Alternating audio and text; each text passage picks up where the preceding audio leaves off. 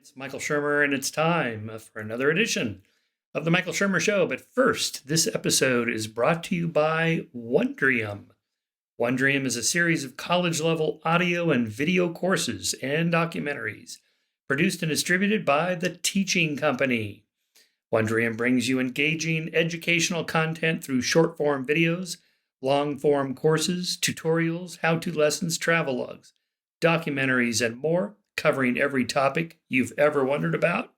And a bunch of those I bet you've never even realized you weren't wondering about, but you will now. For example, here's one I just took called War in the Modern World.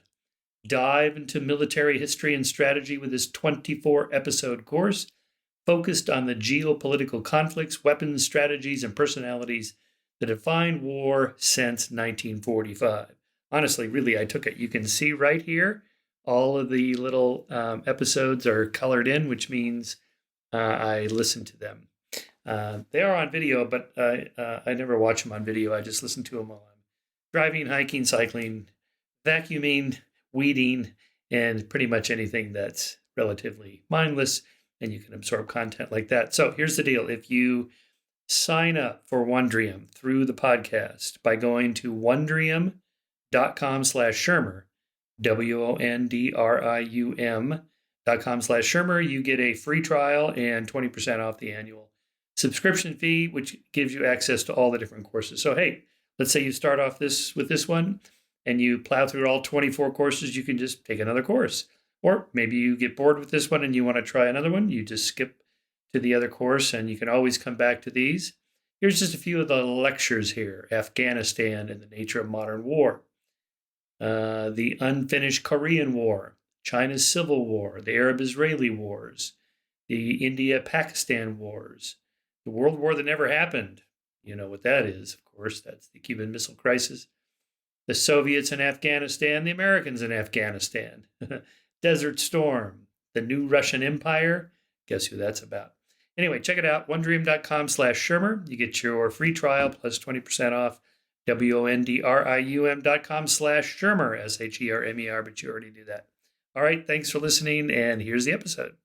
My guest today is Bobby Azarian. His new book is The Romance of Reality: How the Universe Organizes Itself to Create Life, Consciousness, and Cosmic Complexity. Bobby Azarian is a cognitive neuroscientist. He earned his PhD at George Mason University and a science journalist. He's written 100-plus articles reaching millions of people about science, tech, and philosophy for publications including The Atlantic, The New York Times, BBC Future, Scientific American, Slate, The Huffington Post, Quartz, Daily Beast, Aeon, and others.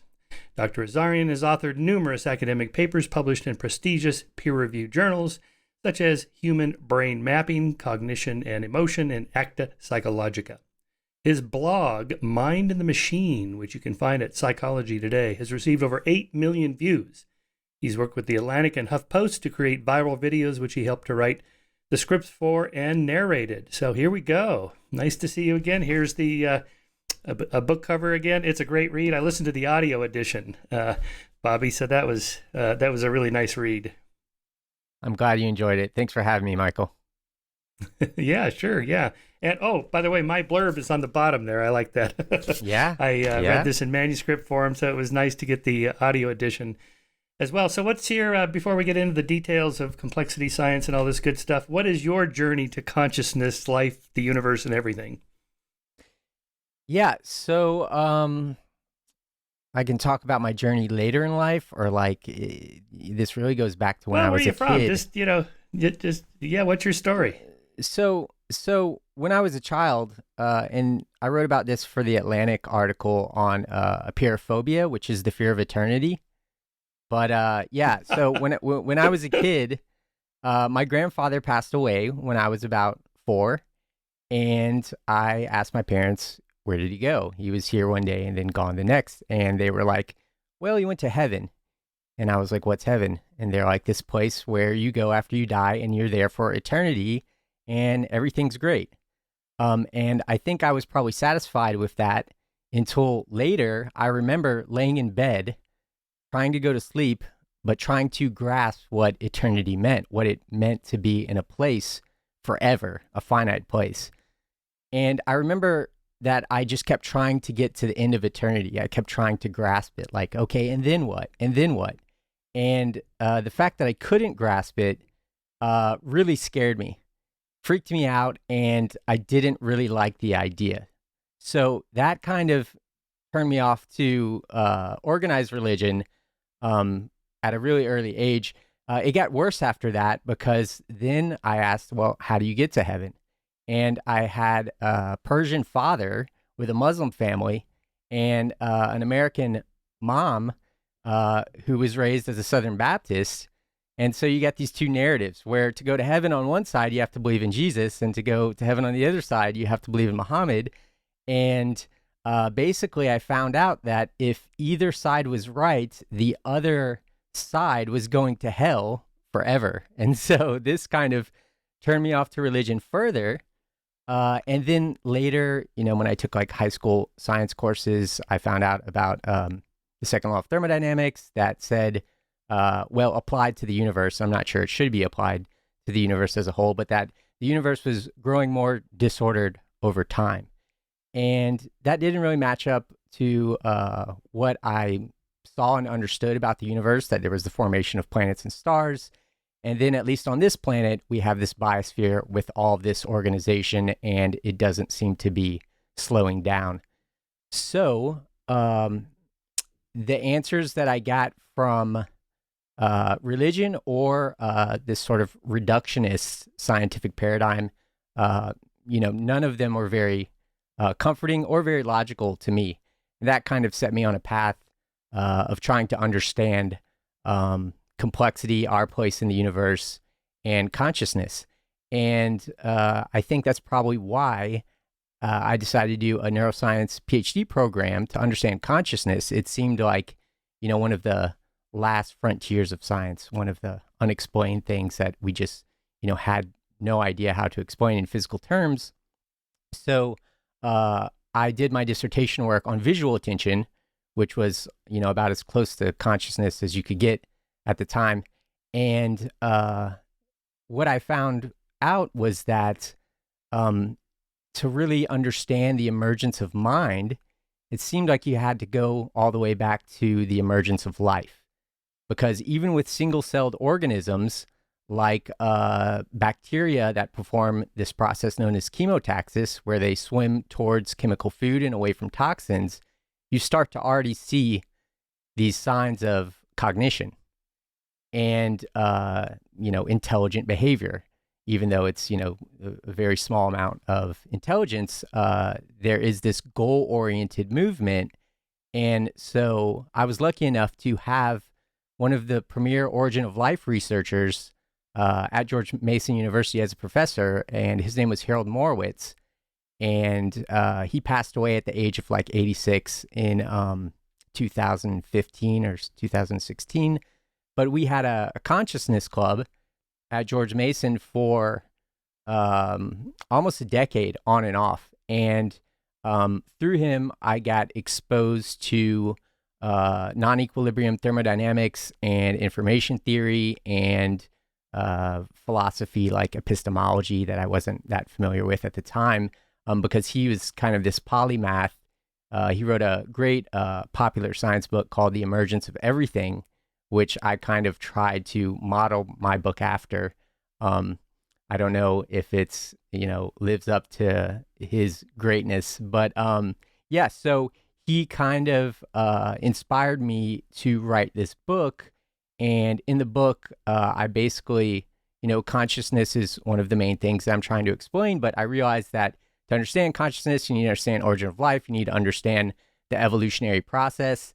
And when you start to try to understand the evolutionary process from this larger perspective, you see that biological evolution seems to be part of a larger process of cosmic evolution.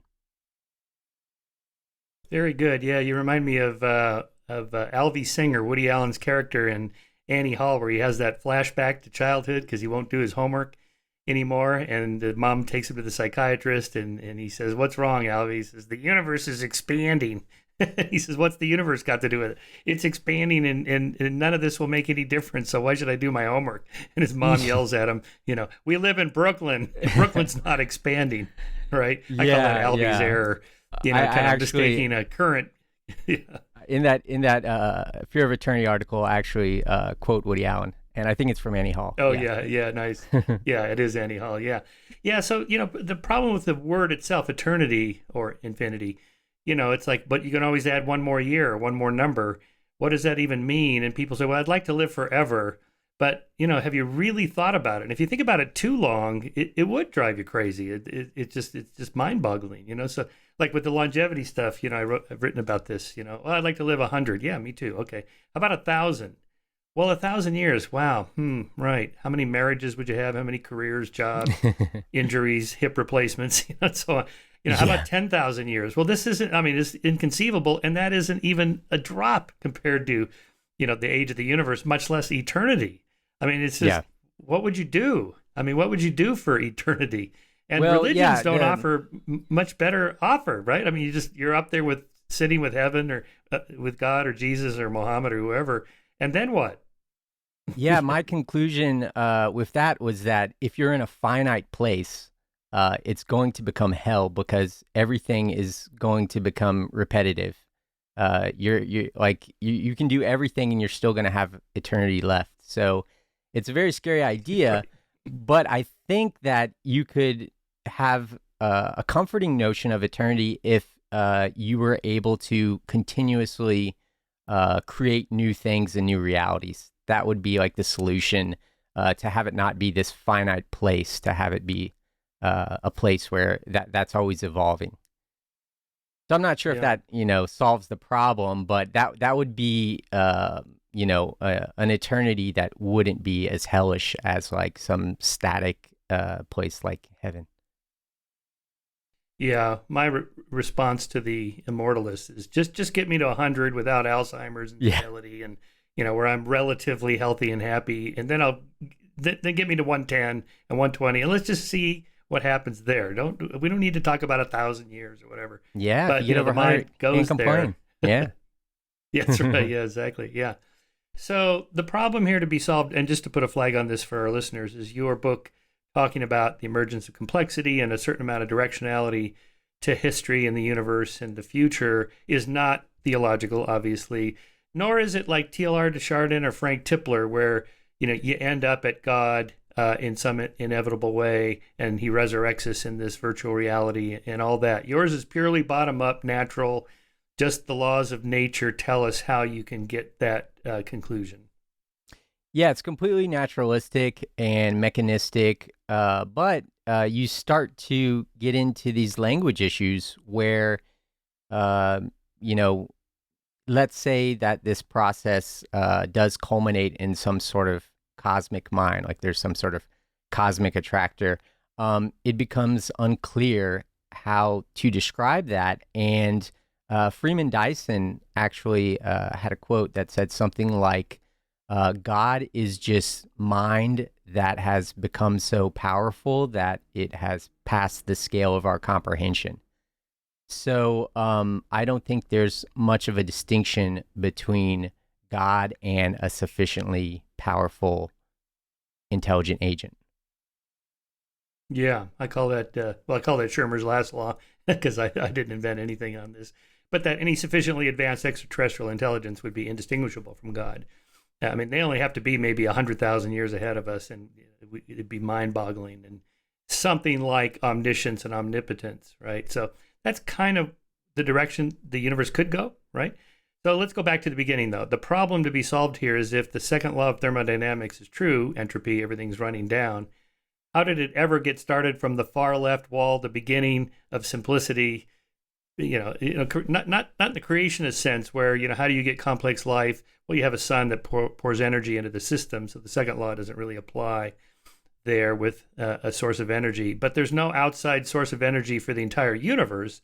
So once you get the Big Bang going, how does it ever derive complexity if everything runs down?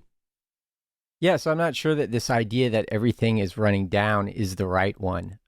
In the book, I argue that the universe is self-organizing, and by that I mean nature's simplest components come together to form larger computational units that make copies of themselves and then come together to form larger units. So we start with atoms, and atoms form molecules. Molecules form cells. Cells form multicellular organisms, and multicellular organisms come together, at least some of them, to form societies. And now we have something like the emergence of a global brain, which is the human network that spans the planet, that is connected by the internet and social media and now blockchain systems. And so I think that what the second law of thermodynamics really says is that there is a cost. There's an energetic cost to creating and sustaining order. And that if order is going to be sustained, if life is going to stick around, it has to be able to extract free energy from the environment.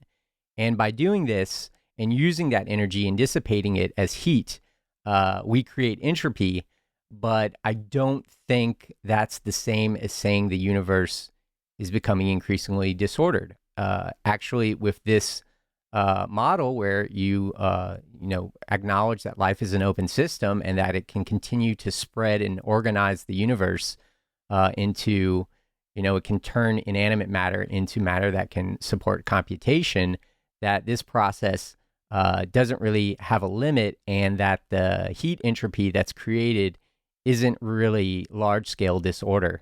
People make that analogy work by saying, like, you're taking ordered energy and dissipating it into disordered energy. But as far as the large-scale structure of the universe, it's becoming increasingly organized. And if you think of life as adaptive complexity, so living systems are complex adaptive systems. Adaptive complexity is just a different way to word it to just apply to the phenomenon of life as a whole. Then what life does is it is constantly learning from its mistakes. It's constantly having to solve survival challenges, and it's encoding the solutions to those challenges in memory. And it starts off with genetic memory. Then we have the emergence of brains. So you have neural memory, and then you have the emergence of culture. So you have collective neural memory, and then you get books and journals and wiki pages. And because evolution is this knowledge creation process, then it seems like there is this statistical tendency toward not only intelligence, but life that realizes that they have to get off of their planet before their star dies for life to continue to persist. So there's this series of challenges that basically force adaptive complexity to learn and evolve and spread. And if we stop thinking about life in these kind of mystical terms, even the word life, when you say, life is in some statistical sense destined to spread to the universe, it sounds very religious. But if you frame it as adaptive complexity, which is this phenomenon that learns without even trying. I mean, the learning that life does at first, it's learning at the level of a population with single-celled organisms called phylogenetic learning. Then you have learning without any conscious intent to do so. It just sort of happens. Oh, and so, basically complexity can spread as long as life can find free energy to support the process. Yeah. Okay, let me channel my inner Stephen Jay Gould here, and because you've kind of channeled Carl Sagan a little bit, from genes to brains to book, and we are the way for the universe to know itself, and so on. Yes, that's true. But Gould always pointed out that if you're at the left wall of simplicity, it can't get any simpler. It can only move to the right toward complexity. It's not being pulled anywhere. It's not being pushed anywhere. It's just a statistical artifact of the fact it can't get any simpler. And if you pour energy in the system, it just has to get more complex. So you have to move away from the left wall over to the middle, wherever that would be. Yeah. Maybe, a billion years into the evolution of life or something. And then ask, are things getting more complex, less complex? They're mostly stable. There's a bell curve. Some get more, some get less, some are stable. How do you think about that? Because Gould would also point out that, in fact, most organisms are not getting more complex. Most organisms are doing just fine the way they are. Single cell bacteria are not becoming multicellular organisms. They're not becoming anything. They're just doing what they do, and they're doing it just fine. Yeah, so Gould made a very compelling argument, and it convinced almost everyone in biology and maybe in science as a whole, not everyone, almost everyone, that this tendency towards progress, this idea of progressive evolution, was wrong and something of a statistical illusion. That, yeah, you start out as simple as it gets, you're going to have to get a little bit more complex, but it's not, moving in some direction of higher and higher complexity. But actually, Richard Dawkins kind of poked holes in this in a book review of one of Gould's books that was arguing that. And Dawkins himself argued for progressive evolution in a sense, maybe not in the sense that people were describing progressive evolution, 100 or 200 years ago. And one thing I learned doing research for the book, there's a book called Complexity by a science journalist named Roger Lewin that revealed a lot of things about Gould's position that I didn't know. So I knew that one reason that Gould wanted to make this argument was because there's this culture war between science and religion. And science, especially in the 20th century, was under attack from religion, and they wanted to get evolution out of schools. So you have this situation where there's this culture war, and science is opposed to religion, and then naturally you will see the scientific position seem to be opposite of whatever religion is saying. So if religion says like there's a meaning and a purpose to life, like it seemed like science had to say, no, there's no purpose or meaning to anything. But what I didn't know was that another reason was that the Nazis used this idea of evolution towards something higher to kind of justify this idea that there were superior and inferior races, which is a horrible idea. And you can see why Gould wanted to get rid of this idea of a ladder of progress. But yeah, and in the book he admits that like that ideology was something he was trying to kill. But I think his argument is wrong, and basically he argues that if you could rewind the tape of evolution and play it again, you wouldn't get something like human-like intelligence, most likely, because it's just this, random walk in these different directions. But there are a couple of things that he's not taking into account. So the first relates to a law from cybernetics called the law of requisite variety. And the other is this concept of evolutionary transitions, made famous by the evolutionary biologist John Maynard Smith.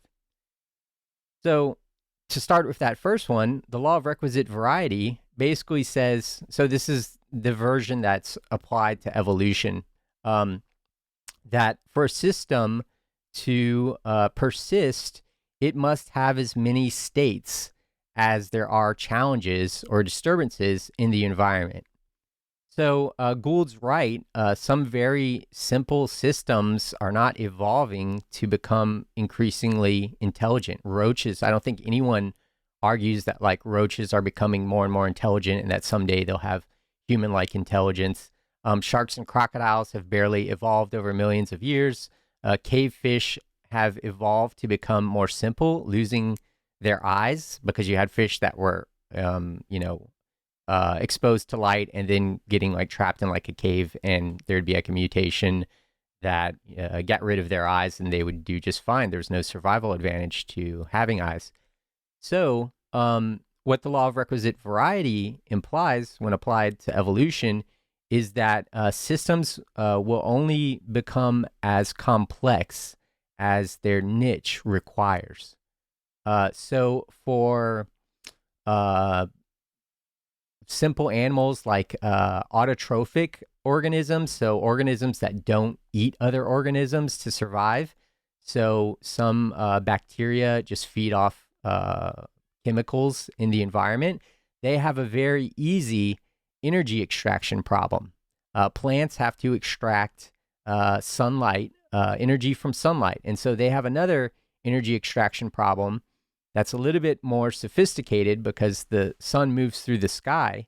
And you'll see an analog of chemotaxis in plants called heliotropism, where they'll actually track the sun in the sky. But these energy extraction problems, which is the problem that must be solved to stay out of thermodynamic equilibrium, to stay ordered, are pretty simple.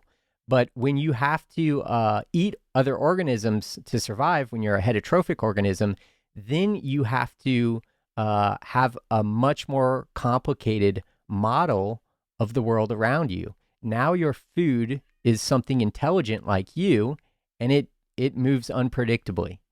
So basically, the law of requisite variety applied to evolution says that you'll get more complex species over time because more complex niches naturally emerge. And over time, this will lead to an adaptive system, an organism that must model more states of the environment. And so then they have a larger repertoire of cognitive or mental states. So this is one way that evolution creates a more intelligent species. The other big mechanism, and it's what Richard Dawkins mentioned in his takedown of Gould's argument, were these evolutionary transitions. And we kind of mentioned this earlier when I talked about cells coming together to make multicellular organisms, which come together to make societies. So evolutionary transitions were kind of left out of this Darwinian picture, which really just talked about replication with mutation and natural selection acting on it. It didn't talk about units coming together to make larger computational units. And that is another way that the biosphere is becoming increasingly complex. And now we're seeing something like the emergence of a global brain. I think that is a valid analogy to use because the human brain is a collection of 80 billion neurons, each connected with 10,000 connections. And those neurons are exchanging information, and the output is our intelligent behavior and our productivity. So with the global brain, you have these humans, this network of something like 8 billion humans exchanging information in much the same way that neurons exchange information.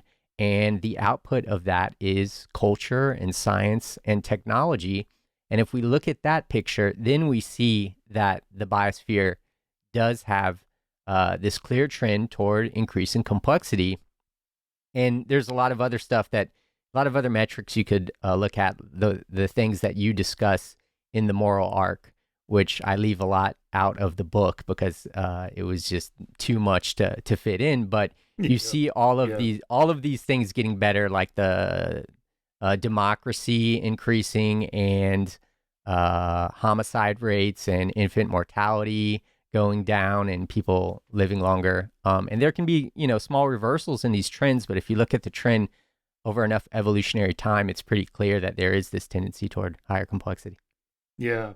Ooh, I just had a thought. What if the global brain will come about when there's 80 billion humans, each with 10,000 connections? Yeah. So our Dunbar number, instead of 150, would be 10,000. Maybe that's what it'll take. How cool would that be? I mean, I think at that moment, it would be a very spiritual thing, and people would be like, this is the paradigm that explains it all. I don't know if the process... Except we have to feeding 80 billion could be a challenge. Yeah, I don't know if 80 billion can fit on the planet, and we'd have elbow room, but maybe that would be neat. But I'm not sure the process has to mirror itself that closely at these higher levels. Yeah. Let me comment on several things you brought up there because they're important. First, I know Gould's work pretty well, and I knew Steve pretty well. I would say that his push against progressivism because of its misuse in history was secondary to his motive. I think he had a deeper motive of being kind of pushing back against adaptationism, kind of hyper-adaptationism. And he inspired me to write my biography of Wallace, in fact, because Wallace broke with Darwin because he was a hyper-adaptationist. He called himself more Darwinian than Darwin. And that, Darwin recognized that things like sexual selection and chance and randomness and so on played some kind of role and could not explain the large human brain and our tendency to mathematics and aesthetic appreciation and all that stuff. That Wallace felt like, well, there's no reason why natural selection would ever create a brain this big. You don't need it. So therefore, there must be some kind of higher power. Now, he wasn't religious in any traditional sense, but so Gould, in his identification of the misuse of natural selection, was all true. In the late 19th century, the ranking of races and all that stuff. The vestiges of which are still with us. And so on. And but this idea that everything you spot in nature must be adaptive. So then you end up telling these just so stories. Well, let's see. Let me throw myself back a million years and imagine what this thing would have been used for. And that was his famous paper on spandrels, that, in fact, lots of things in nature are not adaptive at all at the moment. They were perhaps once adapted. And this term, like pre-adaptation, that eyes would somehow come online because we're going to need them someday, or wings or whatever. No, this is not a poorly designed wing or eye. It's a well designed to do what it used to do, but now it's not needed anymore. Something like that, or male nipples. What's the purpose? What's the adaptive purpose of that? You can tell all the stories you want, just so stories, but in fact, it's because it's a byproduct of the architecture of development, and that women need them, so men have them, but they're useless, and so on. So I would say that would be the case with Gould. And it's an interesting debate, adaptationism versus spandrels. He probably took it too far. I think Dawkins was correct in pushing back against that. And then I had Simon Conway Morris on the show, so he's big into this kind of convergent evolution, which I think nicely matches everything you say in your book. That is, and to be repetitive for my regular listeners, Gould and I, Dawkins and I had a little bit of a debate on, would aliens look like us, namely bipedal primates, right? And I was making fun of, the abduction stories. They always look, they're bipedal with a big brain and almond-shaped eyes, and they speak English with a weird accent. Okay, come on. That's not likely, right? But Dawkins did point out, based on Morris's work, that, in fact, if you're going to achieve technological advanced space exploration and radio technology and all that, you kind of have to have free arms and hands to make tools and technology. You're likely to have, all the equipment on one end, the head end, right? And then the waste disposal stuff at the other end. And you might end up, it could be a bipedal a dinosaur or whatever. Something like that would converge. If you have an atmosphere and you want to fly in it, you have to have something like wings. And while they may differ in their details, but aerodynamically, you have to have, the laws of nature say you have to have a certain structure to gain aerodynamic flight. And that would be true with eyes and legs and arms. And, so depending on the gravity of the planet and its size and atmosphere and pressure, atmospheric pressure and all that, you're going to have something that ends up looking like different organisms on Earth. So I think that's a fair argument, pushing back against Gould. If you reran the tape, it's Dan Dennett made this point, critiquing Gould, that it's, of course, we're not going to have Homo sapiens exactly, but something like that probably would emerge again, right? So I do think that supports your thesis, although it is Dawkins who pointed out that no Homo erectus mother ever gave birth to a Homo sapien baby, right? They're not becoming Homo sapiens. They're perfectly adapted to do exactly what they do, right? So you have to have these large statistical gene pool shifts that no one sees when they're alive and on a human lifespan, but that overall paleontologists can pluck out these patterns of emergence that happen over long periods of time. Anyway, I'm kind of riffing on these different things. I think that largely supports what you're arguing, while still acknowledging that there is a role of chance and contingency in all this. Yes, so there's still chance and contingency. Gould is right about that, but there are constraints that sort of funnel those processes towards these regularities. And absurd caricatures of aliens aside, I do think it's a very convincing argument that there is this convergent evolution.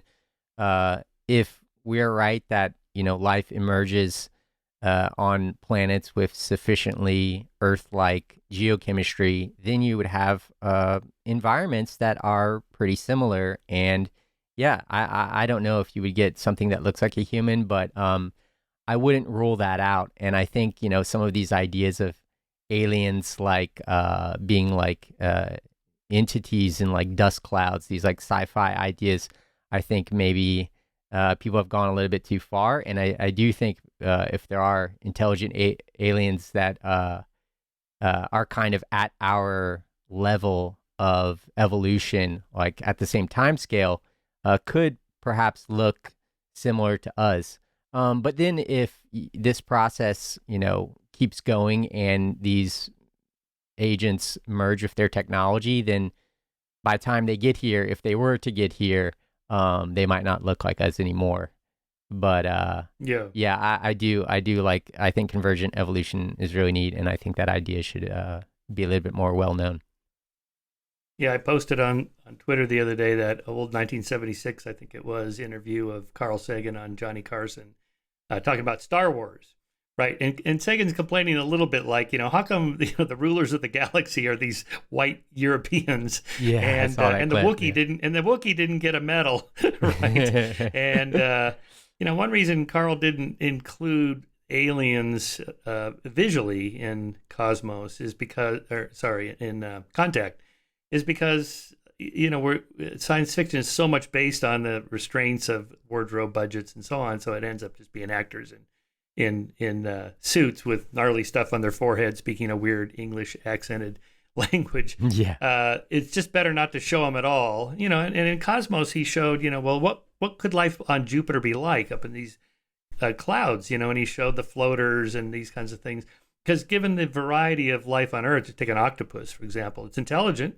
It's a distributed intelligence. It doesn't look like anything like us, right? So there's so many ways to achieve intelligence. Why would we think it would be something like us that would reemerge? So I do think, there can be like very simple life in like atmospheres. I think Harold Morowitz actually published a paper with Carl Sagan about life in the dust clouds of Venus, I think, in like the 60s. And a year ago, there were some papers that came out, and it was covered by like, pop science sites saying that they thought that there might be like traces of life in, I think it was the clouds of Venus. So, but I don't think any, you can't get any sort of complex intelligent agents that aren't on the planet, on the surface of the planet. I don't see how that would work.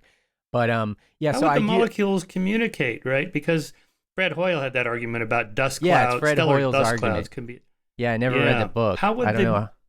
How would I didn't either. But how would the molecules or atoms communicate? Right, neurons in a brain are communicating, as you said, 10,000 connections, and we know what the signals are. They're these electrochemical signals. What would be the equivalent of that in the atmosphere of Venus or a stellar dust cloud?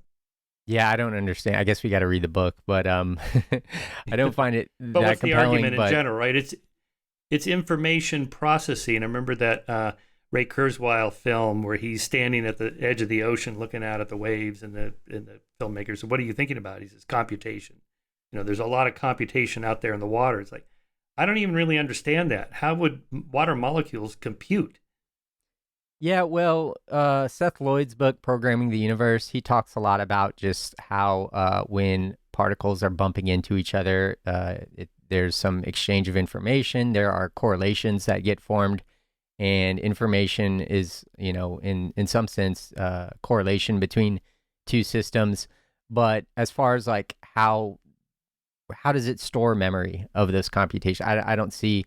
I think the origin of life is really the origin of memory systems, and that you need something like, at the very simplest version, like an autocatalytic set, you need some chemical system that can store memory. It doesn't, like, memory can't just, be stored like floating around freely. So yeah, I don't see how those ideas work. But yeah, I'm open to ideas about, in aliens being like extremely different than what we can imagine. But I think most likely they will be carbon based, and they probably will be these hierarchical systems. So they'll be like nested systems. All adaptive systems are systems that are composed of smaller systems interacting. So I think there will be similarities because there's really robust designs for life on Earth that we would see elsewhere. So yeah, it's an interesting question. Let me see if I can restate your thesis and then expand on that. So it's not that all organisms are being pushed or pulled in any particular direction. They're just doing what they're doing. But if you have enough species evolving, you have this adjacent possible that Stu Kaufman called that you talked about in your book. I think that's the requisite variety theory, right? If you have enough of them, just picture that a bell curve of one of those things where you drop the little machines, you drop the balls. What is that? A Galton? Is that I forget what it's called. Yeah, but in I know any what case, you're each talking ball has about, a but yeah. 50 chance of ending up over here. And it's unlikely that any one marble is going to end up 6 standard deviations from the mean. But if you have enough marbles, some of them will make it, right? So even if most organisms are not becoming anything, just randomly, statistically speaking, you're going to get some that stay the same, some that get less complex, some that get more complex. And if you have enough of them in enough time, you're going to get one that's 20 standard deviations out from the mean, that like us. It's just a huge brain with hands, with technology, and so on. So if that's true, so that acknowledges to Gould's argument that most of the time that's right. It's not going anywhere. But if you have enough, you're going to get the emergence of complex adaptive systems that really do go that far. So if that's true, where is everybody? Because it's not likely we're the only ones in the entire cosmos. They should have been, the argument, right? The Fermi paradox. So where is everybody? Different paradox. Yeah.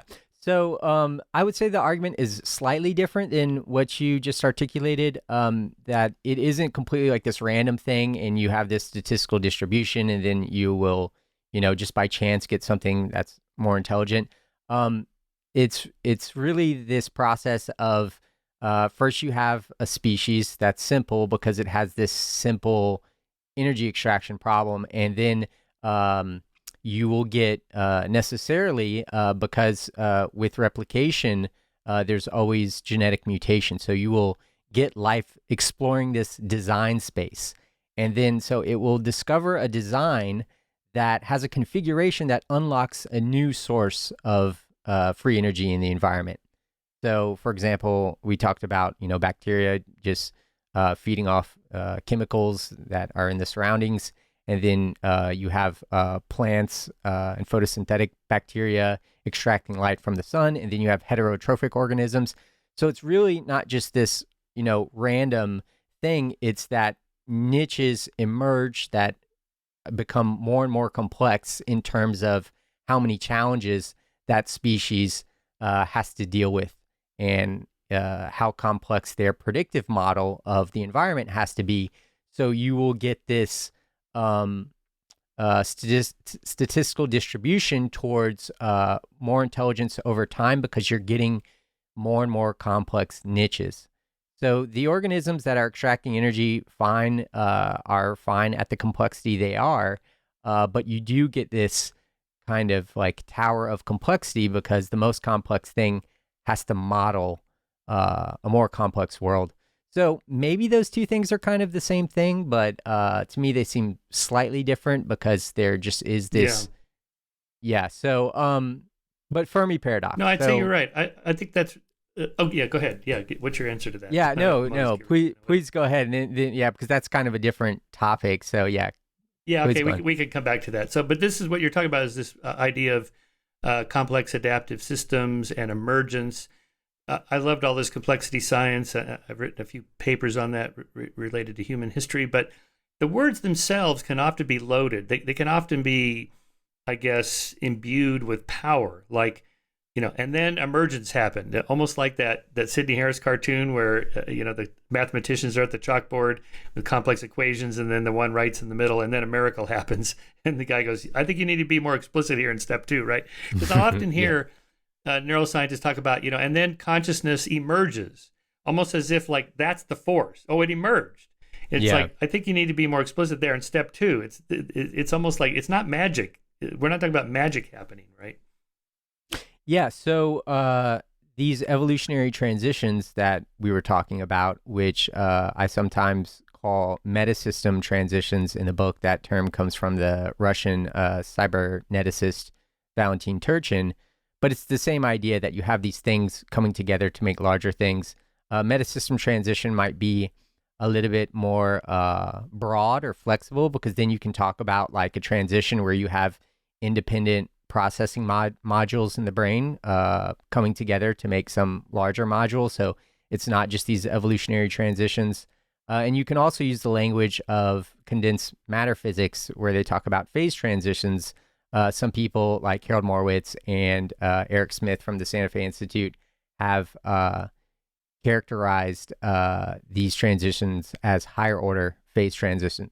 So with these transitions, you get the emergence of new phenomenon. So with the emergence of life, you have all these molecules coming together to make this integrated information processing unit that can self-replicate.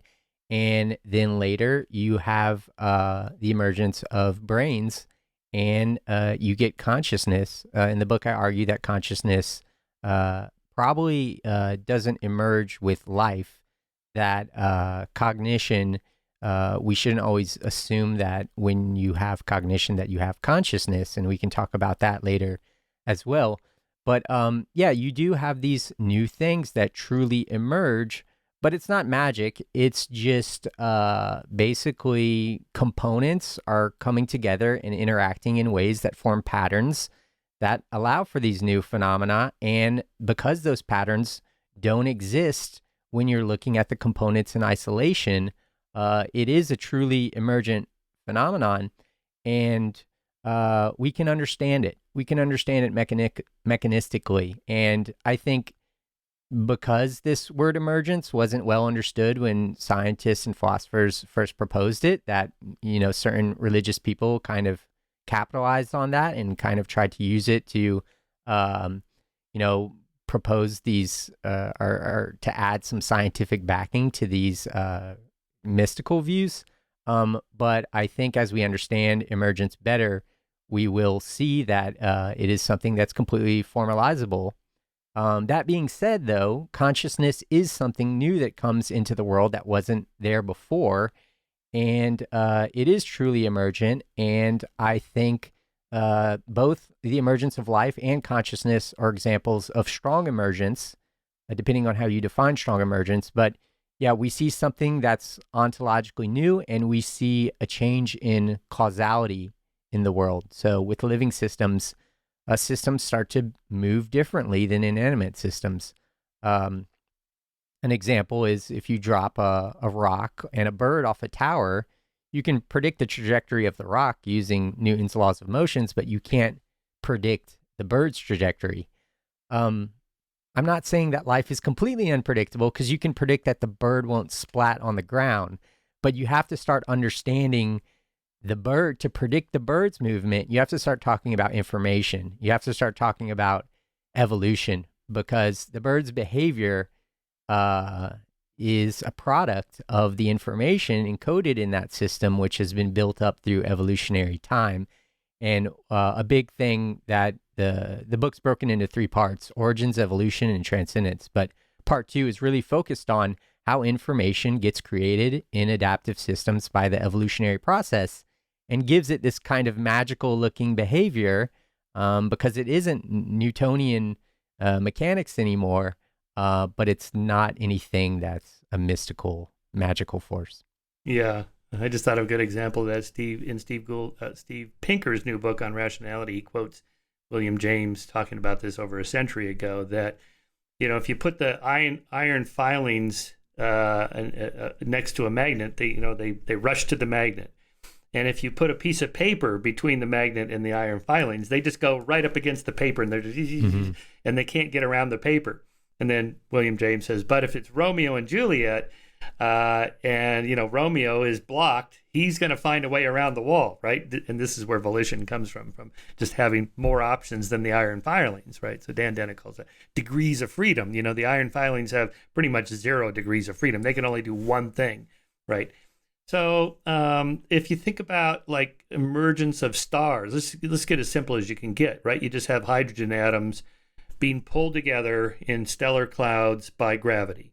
But at some point, a new ontological phenomenon happens, fusion, right? If you get enough of them under high pressure and temperature, fusion begins.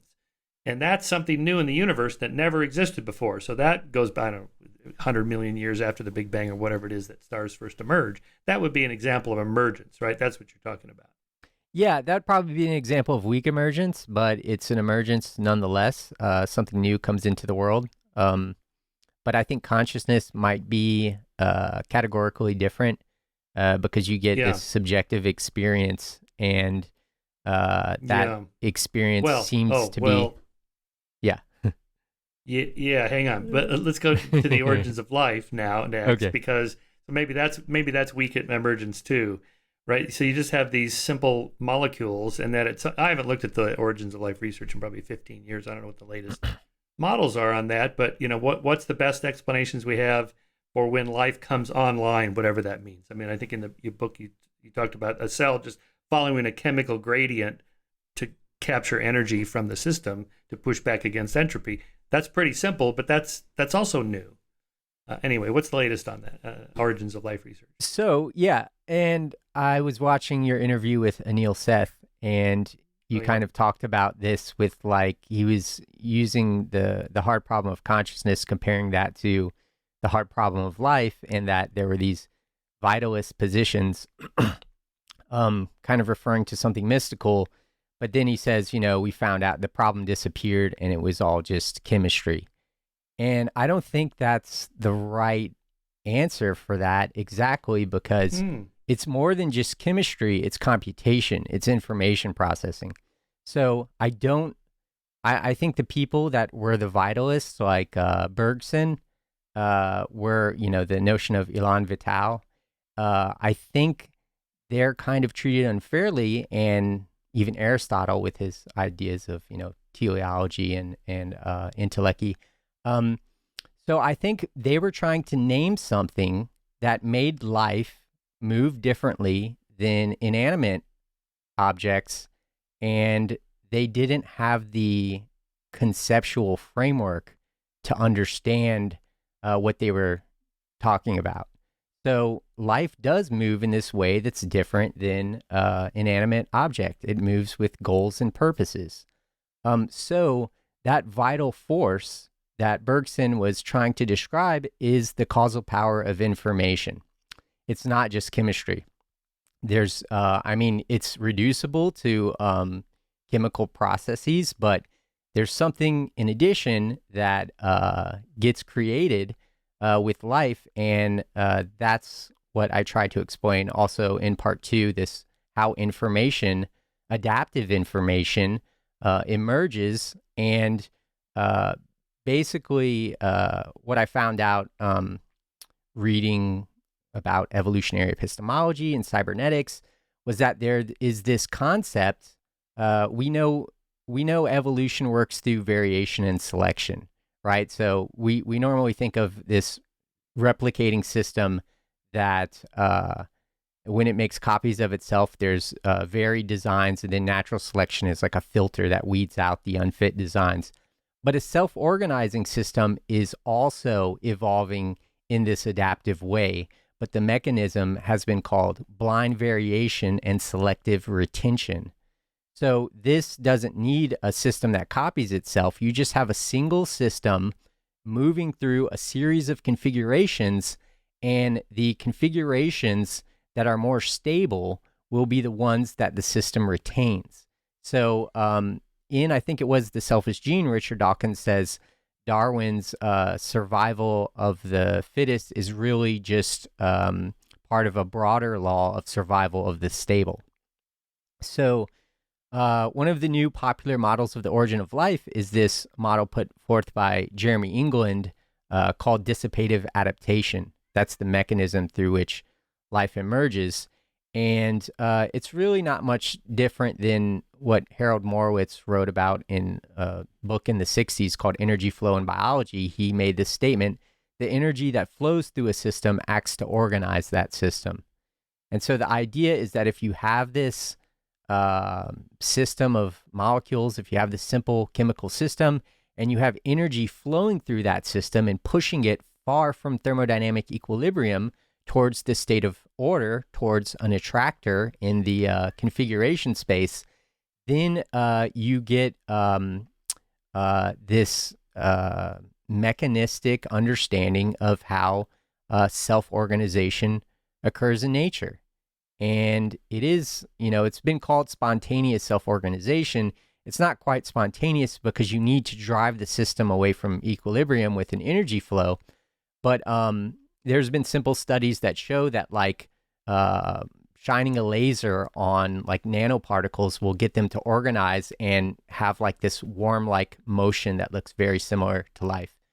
But what's different about life is that when it's evolving through this blind variation and selection mechanism, it's exploring different configurations. The configurations that are best at absorbing that incoming energy are the configurations that get selected for. And so these are configurations that are well adapted to the environment. So it's this, basically any adaptive system is sort of encoding the dynamics of its environment. And this is what information is. It's basically life exploring these designs, but the designs that aren't adapted to the external world get filtered out, and what are left over are designs that are well correlated with the dynamics of the environment. So, for example, a bacterium that moves at random isn't going to be as adapted as a bacterium that moves in the direction of food. And so you can imagine having this randomly moving system. So this, organism with a cell body and a tail, a flagella, moving randomly, and then it reproduces, and you have a similar system, but it just happens to have this genetic mutation that allows it to move towards a chemical gradient. That system will be better adapted and more likely to survive than the other system if the niche is more complex and requires that. And so you can see that this kind of goal-directed movement in life gets built up through random mutations, but it's not completely random because the organisms that are best correlated with the dynamics of the environment survive.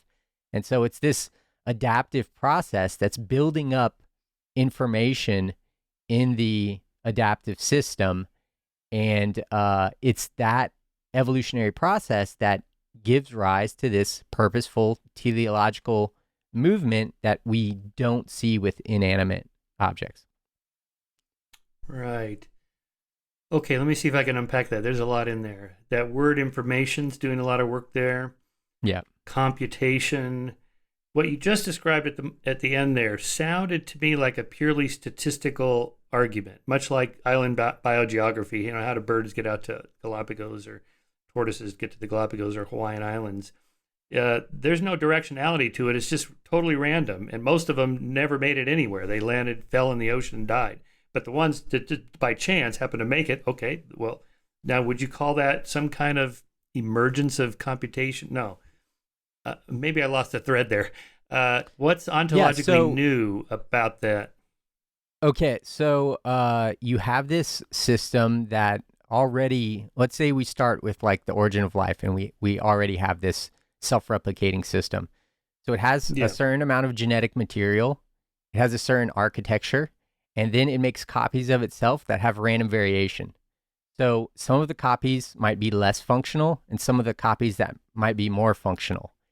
And the ones that are less functional get weeded out by the filter that is natural selection, while the ones that are functional stick around. But specifically, those ones that are functional have a slightly different genome, and that genome that allows it to be more functional is more predictive of its environment. And so you just have these random processes. So it is the statistical thing. It's just randomly generating designs. I see. But the designs that aren't predictive of the environment get weeded out. I should introduce this terminology of talking about organisms encoding a model of their physical environment. So I already said that to stay far from equilibrium, to stay ordered, to persist in a world that has this tendency towards disorder, the organism has to be able to extract energy and later avoid threats. To do this, it must acquire information about the environment. And you could say that acquiring information, it is in some abstract sense encoding a model of its environment. So yeah, it is a completely random, blind process, but it generates these designs. The designs that are most functional are the only ones that stick around. So you get this accumulation of adaptive information or knowledge. And by that, you can use information to describe like inanimate systems. So the difference here is that this is specifically information that is predictive of the variables in the environment. So it's specifically information that reduces environmental uncertainty.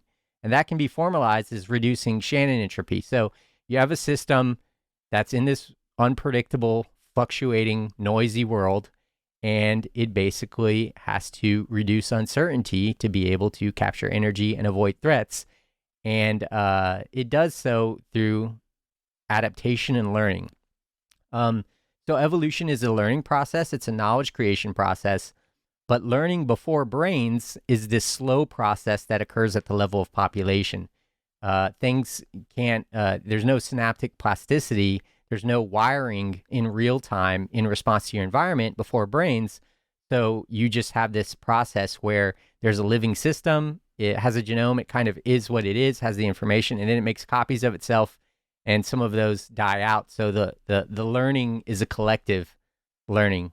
Later with brains, it just kind of turbocharges this, learning process and it really speeds up evolution. But yeah, that basic understanding of that mechanism is missing from, a lot of explanations of evolution. And it's really the key to understanding like what adaptive information is and what makes life move in this goal-oriented manner. Yeah. Yeah, Dawkins' next book is an idea he's been playing with for a long time. He calls the genetic book of the dead, where once you have the genome of an organism, you can then back engineer what its environment was, because that's what those kinds of genes are for. That would be your model encoding in the genome, I think, right? Exactly. And a friend said even in an extended phenotype that he was kind of talking about these ideas. So I'm excited to read his new book. Yeah. I think that's right. So, okay. Now, the organism following the great chemical gradient, about as simple as it gets. Is that organism conscious? What do you mean by this word? And when do the lights come on, as is often said? Yeah. So when I was interested in understanding the origin of life, because I thought that held the secrets to the origin of mind, I just kind of assumed that when you see this sentient behavior, you probably have conscious experience, but that view changed as I was writing the book. So yeah, when you do have this chemotaxis process, you do have some sort of intelligence. It's this simple kind of binary intelligence. So you just have, in the most simplest form, you have an organism with a cell body and the tail, the flagella. And if it senses a chemical gradient, it doesn't move its tail. It just sits and feeds. And if it doesn't sense it, it just moves its tail, and it just moves it in random directions until it senses it, and then it stops again. So it's probably the most simple example of cognition or intelligence that you can have. Of course, you got to have a kind of complex architecture to be a system to do all this stuff. So it's not super simple, but how it survives is just kind of like this binary thing. So we have cognition. Life is doing cognition even without brains. And I'm defining cognition as information processing that allows for systems to pursue these survival goals. But does that mean that system has a subjective awareness? Does it have a phenomenal experience? And if you think about this simple fact that when you're conscious right now, right? I don't know that for sure, but I have to take your word for it. Yeah, you could be a pea zombie, as the philosophers call it. Yeah. But yeah, so if you're so we'll just assume that we're conscious, and when we go to sleep at night before we enter a dream, because we become conscious again when we're dreaming, there is a period where we're not conscious at all. And if the brain is still functioning as this physiological organ, still doing all this stuff, but consciousness fades, then I think it's a big assumption to assume that an unconscious brain that's still doing all of these complicated physiological processes isn't conscious, but a single-celled organism or some sort of simple plant is conscious.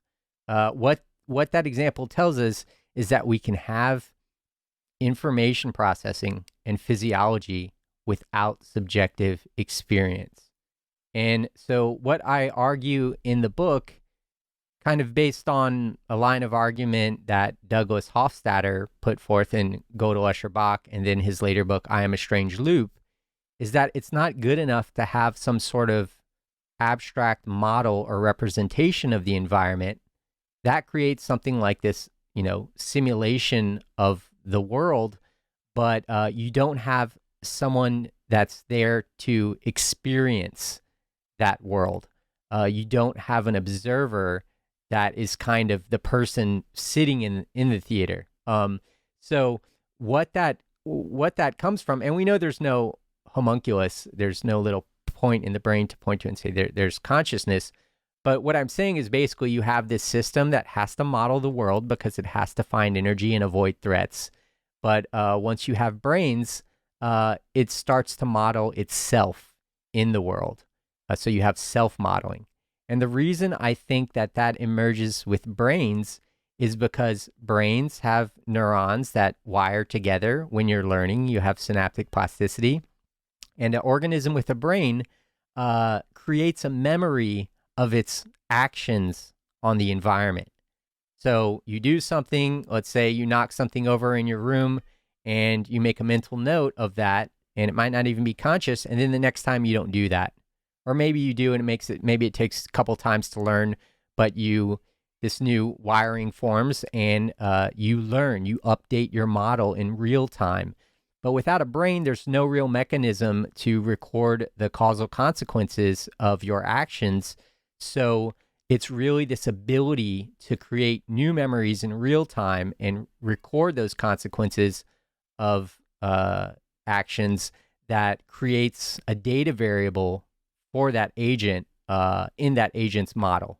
Without a brain, it doesn't really have an understanding of itself, because when it does things in the world, it can't update the model, so it really has no concept of self.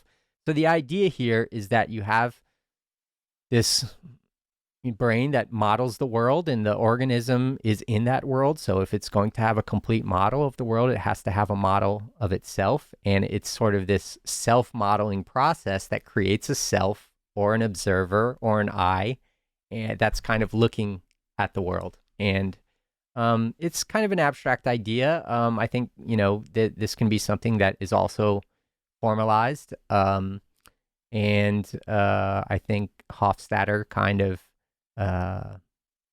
of laid the conceptual foundation for this idea to be explored more in the future. And I hope to see that, because I think it provides a nice explanation of how consciousness emerges without it being something magical. It's a physical, explanation. And I think that,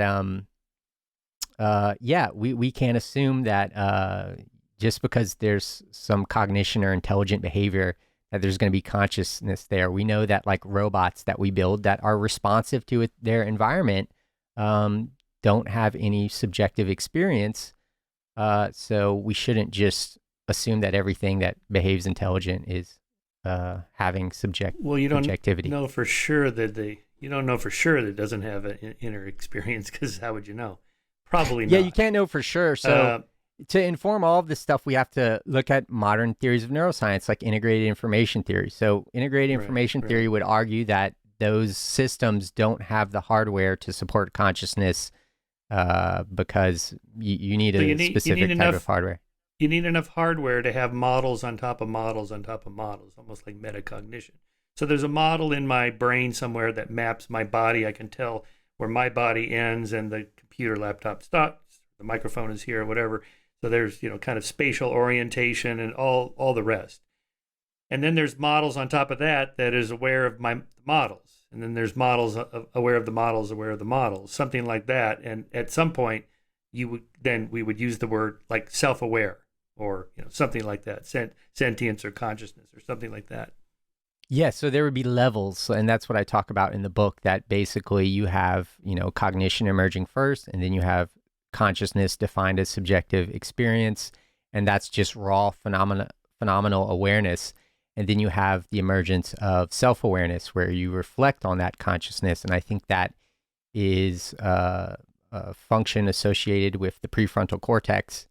And then you can have what I call meta-awareness. This word has been, there's literature on this. People use the term differently, but I use it as another level above self-consciousness, which is basically recognizing that there are other agents in the world that are also conscious and maybe self-conscious, and that we're part of this integrated network. Because that's another step, realizing that, this theory of mind that you develop, that there are other agents out there with beliefs and desires. I think that's one step above self-awareness. Mm-hmm. And so we shouldn't just understand intelligence as being this thing where,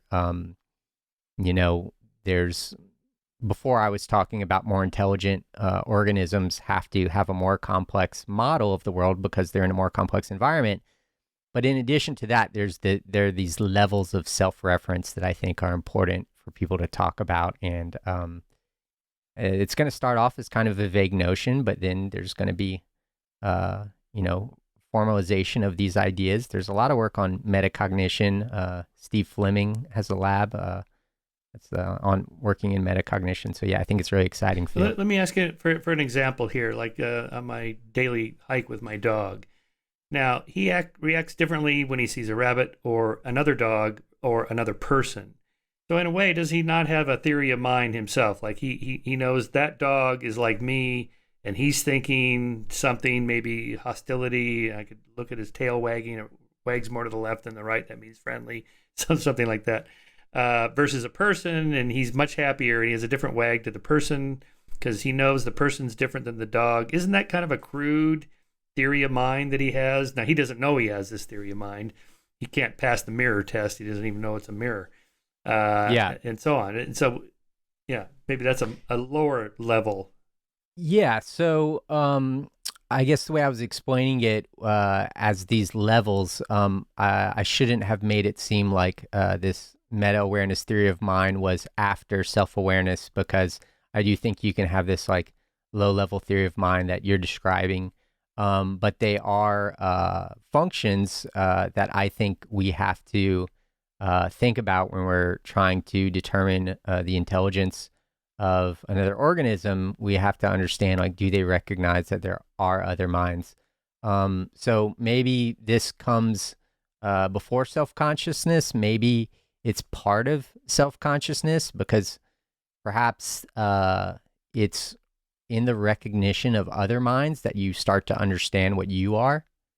But yeah, I think, there are simple organisms like an ant that are having phenomenal experience. They're having phenomenal consciousness, but they're not having self-consciousness, and they may not have a theory of mind. I'm not sure. It's a good question whether, lower animals have theory of mind, insects where theory of mind comes in. I'm not sure, but yeah, it's really interesting questions. Yeah, I was just reading a book on the mirror test, on mirrors in general, and self-awareness and all that stuff. And an interesting critique I never heard was maybe some animals just don't like mirrors. It's not that they're not self-aware; they don't know. They just don't like mirrors. Like, what's that freaky thing, right? Right. So yeah, I don't know how to parse all these things apart. I mean, we have to. I think that's kind of how the process works. Like, you think, what else could it be, and then you design experiments to try to get rid of that factor. It's like, do animals mourn? What was that book on? Do elephants mourn or whatever that was? it's like the problem of other minds. If you see enough characteristics that kind of resemble how you feel, how you act when you feel sad or you're mourning, grief. Do animals grieve? That's it. And you see like the elephants are poking around at the elephant skull, and they're kind of mopey and low energy. They look depressed. Primates even more, like chimps, something like that. Or my dog, I can tell when he feels guilty or sad or energetic or excited. So I think to me, you're not supposed to anthropocentrize and just give them numbers, not names, and all that stuff. And I don't know. It seems reasonable to assume that other animals feel emotions that are similar to ours. It's a kind of a reason to the best inference based on enough characteristics. That seems okay to do, and that would be a kind of other minds that are similar to ours theory of mind. Yeah, I think that's totally fine. I think a lot of these arguments against like anthropocentric reasoning are kind of misguided, and yeah. So this kind of gets into the topic of free will. We can talk about that if you want, because actually, before we do that, before they do, I wanted to do one little sidebar here. So let's say my friend and regular debate partner, Stephen Myers, the intelligent design theorist, who I think would read your book and go, yeah, he's right. This is what we've been talking about. Shannon information processing, and the deity, the designer, whoever preloaded all this into the laws of nature at the beginning. This is a kind of intelligent design argument, right? A fine tuning sort of anthropic argument. How do you respond? How would you respond to something like that? Well, I think we first have to make a distinction between like creationism and the intelligent design movement that supports creationism, and this larger, a different kind of intelligent design that's more of a deistic view, that there was some sort of intelligent creator that created the system and then let it evolve to according to its own laws and dynamics. Because the creationist model is that there was this universe that was already here, and then there was this supernatural intervention that like put life on the earth, and that would be like a process that's like outside of science. So I don't think it's a scientific theory, but that's different. It's kind of unfortunate that we have this term intelligent design, and people are automatically going to reject it because they think it's creationism. But in the book, I talk about how the intelligent, this kind of deistic intelligent design isn't that different from the simulation theory. So any theory like that, and those theories, they're not based on nothing. They're based on the fact that we are creating simulated worlds with simulated agents. They're not conscious yet. I'm not sure if they can be conscious, but we can create digital worlds, and that is something that has been proven. So as soon as we do that, we're kind of forced to speculate, like as being good, like Bayesians. We have to put that theory on the table that we could be such a creation. And so a lot of, our most famous physicists from history were deist, people like Newton and Maxwell, and people like Sir Arthur Eddington were like proud mystics. I call them mechanistic mystics in the book because none of them are arguing that there's these supernatural forces at play, but they did think that there was some intelligent creator. And it's funny because if you put that in like kind of, computer science, sci-fi terms and call it intelligent programmer, most people today will be okay with it. They go, oh, he's talking about a programmer, and this is a simulated world. I don't think there's any fundamental distinction between a god and an intelligent agent that creates a world. And I do think if that agent has that capacity to create a world with conscious beings in it, that it has evolved to a level of intelligence that is godlike. And so there may not be a fundamental difference between those two theories. So I'm not saying that you have to accept the simulation theory or a theory about some intelligent creator. But if you do go down that road and you start to,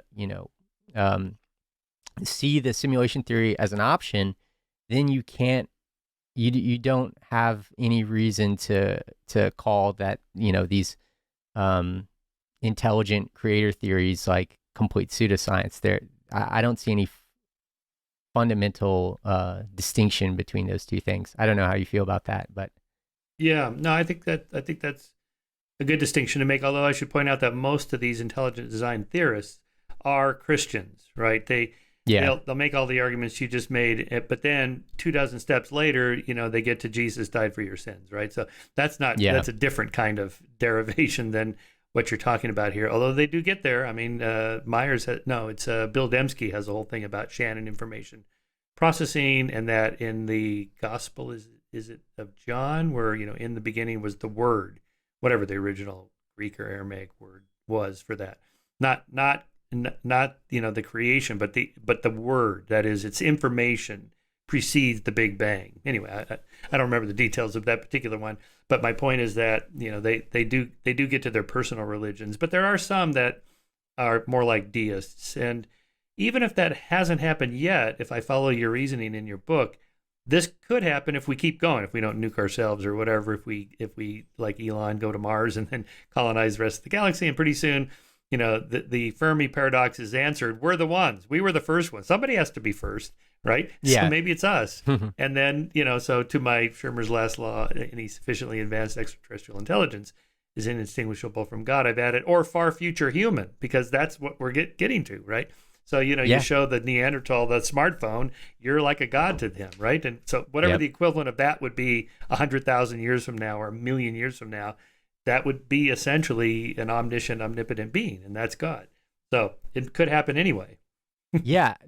So basically, you have this picture where we have our reality, and then there could be a base reality that kind of encompasses our reality. And if you acknowledge that, then there's no way to know how many layers there are. That could be like this onion. And so I think it's worth speculating about, because you do have this fine tuning issue where the parameters of the universe do give rise to life inevitably. And I'm arguing intelligent life that spreads throughout the cosmos and starts to kind of be the architect or the engineer of the future evolution of the cosmos. But as soon as people start talking about very specific things from specific religions, I think that's unjustified. But having some sort of belief that our reality could be the product of an intelligent agent, if you just only go that far and just leave that as a speculative theory, I think that's fine. Yeah, right. Okay, so assuming we're not the first, the Copernican principle applies. We're not special. We're in the middle of the bell curve of developing intelligence and technology. Where is everybody? They should have been here by now. So, yeah, it's a great question. So one thing I would say immediately is that saying that life is inevitable doesn't mean that it's inevitable on every planet. It's only inevitable on planets with the right geochemical conditions. And if you have those conditions, if you're on what Origin of Life researchers Michael Russell and Nick Lane describe as a wet, rocky, sunny planet, then that planet will cook up life given enough time. So life may be out there, intelligent life, but it's so far away that it hasn't made it to us. If this process is this, cosmic evolution process that requires all of these things to happen in a certain order, like you need the formation of like stars and planets, and then you need certain chemistry, then maybe the process is like leading to life at around the same kind of time frame. So maybe it's not here yet because it's so far.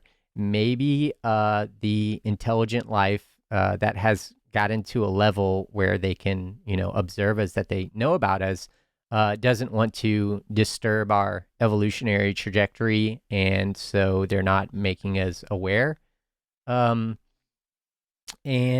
yeah, David Krakauer from the Santa Fe Institute on a podcast somewhat recently said maybe we're using the wrong tools to kind of detect any kind of signals that might come from these civilizations, because we're using looking at like radio waves and stuff. So maybe we just don't know what to look for. And I think those are all good answers. And I'm not convinced about this like great filter idea that civilizations will automatically like destroy themselves. I don't think that's true. I think civilizations learn from their mistakes. So with this, progressive evolution narrative, I'm not arguing that uh, that there's just some straight march of progress. It's always going to be life trying to evade catastrophe that pushes it to find these solutions. So if there is something like a World War III, which I think is unlikely, but maybe could happen, a certain amount of the population would get killed, and then the people would learn from those mistakes. That's kind of the engine of progress. That if we have some sort of memory of those events, then we do things a little bit differently, and then there's this statistical tendency toward progress with civilization. Yeah, I definitely agree with that. I think the only scenario that could lead to extinction would be a nuclear exchange. But even in the worst case scenario, like Sagan's nuclear winter, it's not like every last human will be dead. I mean, there'll be a bottleneck effect, but then there'll be a new founder population that could generate, a new kind of human species or whatever. But yeah, so we can keep going and learn from it. Yeah, I think that's probably right. And there's no other scenarios, global warming, terrorism, whatever, is not going to lead to complete extinction of the species. And even if it sets us back a few thousand years, in the course of several 100,000 years, that's really not that much. It can bounce back pretty quickly. And, Exactly. perhaps we are the first, but my answer to the Fermi paradox is they probably are out there, because it's unlikely that, 100 billion stars in each galaxy, 100 billion, every one of them has a dozen or so planets. Statistically speaking, it's unlikely we're the only ones. But space is so empty, and the distances between the stars is so vast. It seems to me the chances of them finding us is pretty slim, right? It's not like making it out to the Galapagos or the Hawaiian Islands from North America or Asia. It's way worse than that, right? The analogy of, if our sun is like the size of an orange here in LA, and the closest one would be an orange in Chicago, right? 2,000 miles away. It's just mostly just nothing. So it's entirely possible they've generated all these self-replicating robots, and they just missed us. Yeah, I think that at the current time that could be an explanation, but that eventually intelligence will spread through the universe and find other intelligences, just because that's what adaptive complexity does. All of these existential challenges that life faces. I mentioned having to leave your planet of origin before your star dies. Um, these things kind of necessitate life to spread.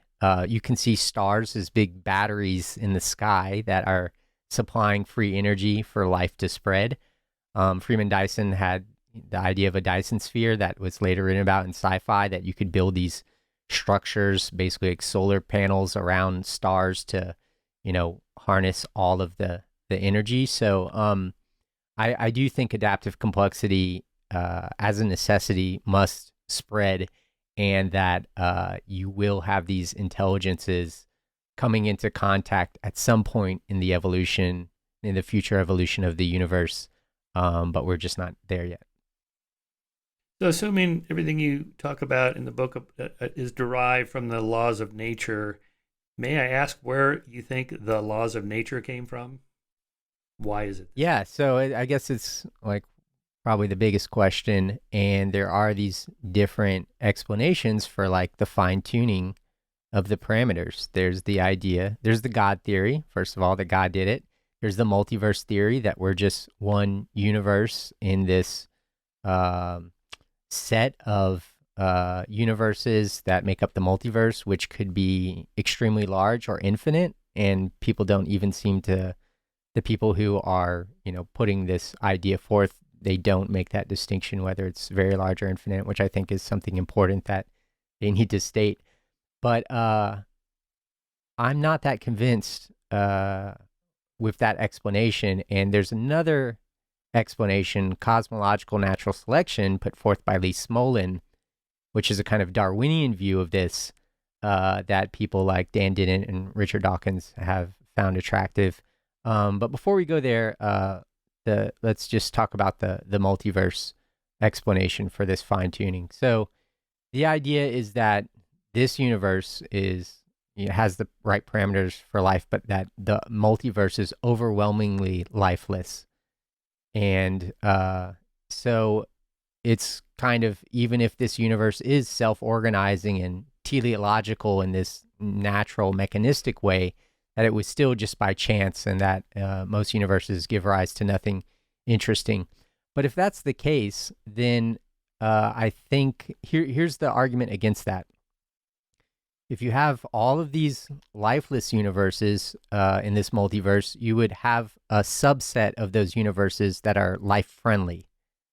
And then you would have a much smaller subset that give rise to intelligent life capable of spreading through the cosmos. So physicist Paul Davies makes this distinction between minimally biophilic universes and optimally biophilic universes. If you buy the argument that I make in the book, we are living in an optimally biophilic universe. So if the multiverse explanation for fine-tuning is true, you would expect a lot of universes with nothing, a smaller subset that's just life-friendly, that allows for some life to emerge, but it's transient, and then a very small subset being these progressive evolution optimally biophilic universes. So if we were to find ourselves in a universe by chance, it would seem that we would be more likely to find a conscious agent would find itself in one of these minimally biophilic universes, rather than this universe that doesn't seem to be just tuned to give rise to life or allow life, that it necessitates life and the spread of intelligence. And so I think that's what the cosmological natural selection theory handles really elegantly. It's this idea that when a black hole forms in a universe, that is creating a Big Bang event in a new like progeny universe, and that universe would inherit the parameters of the parent universe, but because reality is noisy and fluctuating, you would get some small variation on those parameters. So if this model is right, you would start out with a lifeless universe, but one that is stable enough to produce a black hole or multiple black holes, and then you would get offspring universes. And then over time, because the conditions that allow for black hole formation are the same conditions that allow for carbon-based life, you will get this inevitable trajectory towards universes that harbor life. And then if you have a universe that is fine-tuned for intelligent life, and then intelligent life can use its technology to create black holes, to create offspring universes, then you would get, basically, those would be selected for. Those would be the most fit universes, the universes that can create the most baby universes. And so then you would get this natural progression towards a universe that has this optimally biophilic universes as a very common feature. So we wouldn't be surprised to find ourselves in a universe that allows for continual complexity increase. Yeah. I like both of those. I use them both in God debates. But then, my opponents throw it back. Well, that's just your faith. You don't know that this is true. This is just hand waving. You guys are just making shit up because you don't want to go to the God hypothesis. Not testable. So, it comes down to faith. This is my faith. That's your faith. How do you respond to that? Yeah, so none of those are directly testable. So someone might say that they're all not scientific. Even the multiverse theory is not empirically testable, at least at this time. And people like Sabine Hossenfelder have argued that it's not a scientific position, at least used to. And I think that's interesting. I think that's kind of, if we go by Karl Popper's idea that theories should be testable, then you would say these are metaphysical theories. But here's what's really interesting. There is no clear line between the physical and the metaphysical. And by that, I mean that a multiverse theory 100 years ago was sci-fi. I'm sure people had that idea in sci-fi before it started becoming accepted. The reason that the multiverse, and someone might, argue against this, but I think the main reason that the multiverse theory became so popular was because it was a solution to the fine-tuning problem, which seemed to point to God. So suddenly a metaphysical theory became a physical theory, and our idea of what nature is expanded from this single universe to a multiverse. And so it kind of tells us that, like, we have no way to know, like, the full scope of reality. We only know what we can from our current framework, and today's metaphysics could be tomorrow's physics. So let's say the God theory was right, and then, like, we observe, like, maybe some sort of supernatural intervention. Maybe we see something strange happening in the sky, like some rocks moving, like against gravity, like going up and down. We would go, okay, there's maybe some agent outside this. Maybe this is some sort of program, and they're intervening. That would just become a natural theory. We would start to try to understand the base reality. And so if there was a God, you have to ask, if you go there, how did that God emerge? And that God could emerge through this. How did God do it? Did he use Darwinian natural selection? Did he use a Darwinian cosmological process? That seems legitimate to ask. Yeah, so he could have used a Darwinian process, and he could have been the product himself of a Darwinian process, the one we just described. So, but here's what's interesting about it. If the cosmological natural selection model is right, then we have something like a teleological multiverse. We have something like a universe that starts off without life, but inevitably life emerges and then takes over the whole structure of this evolving multiverse cosmos. So we can't get away from the mechanistic teleology. And I say mechanistic to, explain that it's not something mystical. It's this natural process, but so what I say in the book is the kind of spiritual implication. If you're going to ask this big question, like why the fine tuning, it seems to me like reality is set up such that it can always evolve, and that the universe or the multiverse or whatever is fundamentally creative, and it's creating these new things. And there's going to be the emergence of new phenomenon that couldn't be predicted before those things emerged. And we have eternal recursive emergence. And this process will inevitably lead to minds so powerful that they're indistinguishable from God's. So, yeah, it's kind of saying that we have to even think bigger than religion. We have to think about, like, how many levels to reality there are, but that we can understand these in, like, mechanistic terms. Yeah, at some point you need a bottom-up explanation, like directed panspermia or just regular panspermia for where life came on Earth. That just throws it back one step. Well, where did that come from, right? At some point you need a bottom-up explanation. That would be true for God too. I go so far as to say there's no such thing as the supernatural or the paranormal. These are just linguistic placeholders we put in there for something we can't explain. Once you have the explanation, it's like life. Oh, it's not this elan vital, it's this chemistry or whatever, or emergent properties, right? So okay, just a little side note. Please. I was just going to say, so I don't think Elan Vital was wrong. It just didn't have the word information, and it's not just chemistry. Right, it was specifically information. Yeah, that's right. Yeah, that's right. Yeah. Popper versus Bayesian reasoning. I think most scientists actually reason more like Bayesians rather than Popperian falsification machines, right? And so I think maybe in the future, when we have more information about the multiverse or the cosmological Darwinian model, that there'll be one that will emerge that seems more likely than the other one, even if it's not ultimately falsifiable, maybe. Right. Okay, let's get down to the last two big questions here on free will and purpose. What's the purpose of the universe? Let's end with that one. So what's your position on free will? How can that possibly, what's the emergent explanation for free will and volition, whether it's an illusion or not? Yeah, so I thought of this when you were talking about like the elephants like mourning, and I was thinking like, oh, they do have enough intelligence. They're definitely understanding that someone passed away and they are depressed or whatever about it.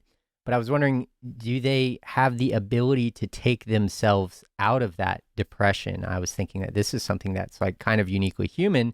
Not everyone can do it, but if you have a healthy, yeah, if you, but so what? I'm going to get to this point, but I'm basically arguing that free will is something that we have and we can lose it. We don't always have it. And I can start to define that, but that prefrontal cortex basically allows us to sort of will our way out of certain things if that cognitive muscle that is the prefrontal cortex is working well. So to explain free will, I think you have to make a distinction between agency, basic agency, and free will. And to do that, you have to make a distinction between physical determinism and biological determinism. So that sounds kind of complicated. Let me make that simple.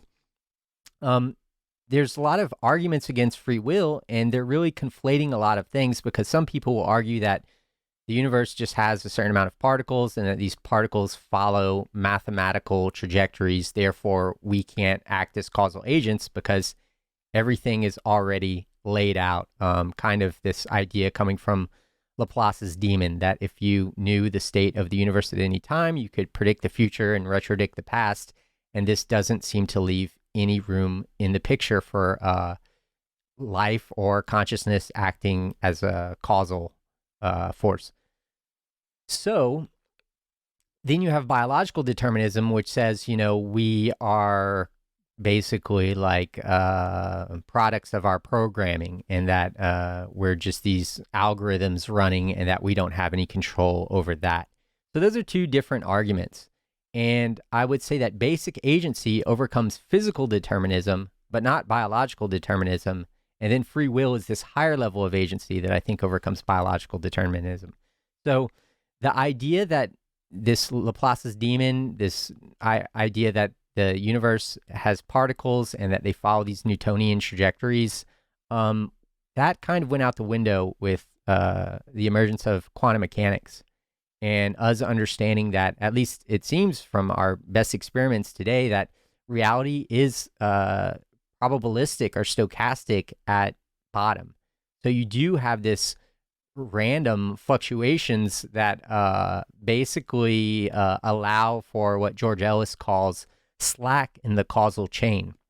So with the Laplace view, it's kind of like the evolution of the universe is just like this set of dominoes falling. There's, just this strict, causal consequence of that first initial state. And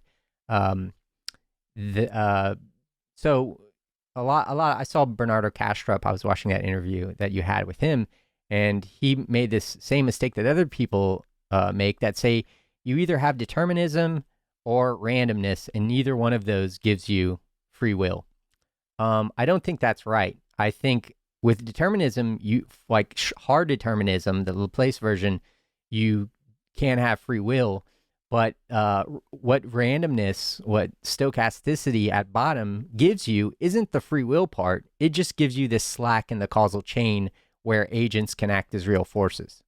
So when you have the emergence of life, you have these adaptive information processing systems that I talk about that move with goals.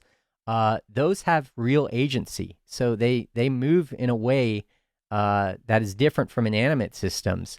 So we are agents that